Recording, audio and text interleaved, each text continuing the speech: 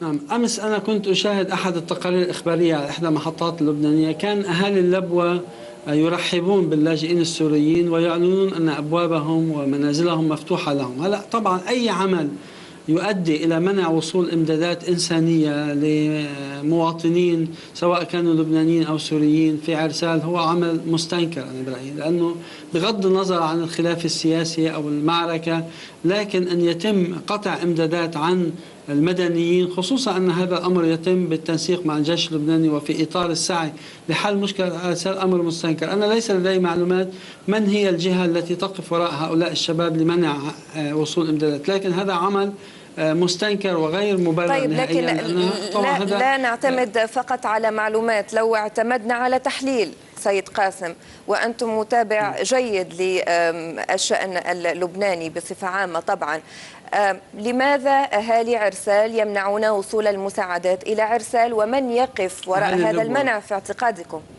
أهالي لبوة؟ يعني نحن نعرف، أنا أود أن أوضح في منطقة البقاع خصوصا البقاع الشمالي هناك دور كبير للعائلات وللعشائر، عادة تلعب دورا كبيرا، وأحيانا هذا الدور يتقدم على دور أما المؤسسات الرسمية أو دور الأحزاب. نحن خلال الأسابيع الماضية شهدنا نوع من التوتر بين بلدة اللبوة وبلدة عرسال، وكان هناك أهالي في اللبوة يتهمون بعض الناس في عرسال بأنهم هم وراء إرسال سيارات مفخخة أو إطلاق النار. قد يكون هذا العمل ليس بالضرورة عملا منظما بالمعنى ذلك، وأنا برأيي يعني يفترض العمل لمواجهة هؤلاء، ويعني إذا كانوا عددهم قليل تقديري أن الجيش اللبناني يستطيع أن يرسل المساعدات ويمنع هؤلاء من إقفال الطريق.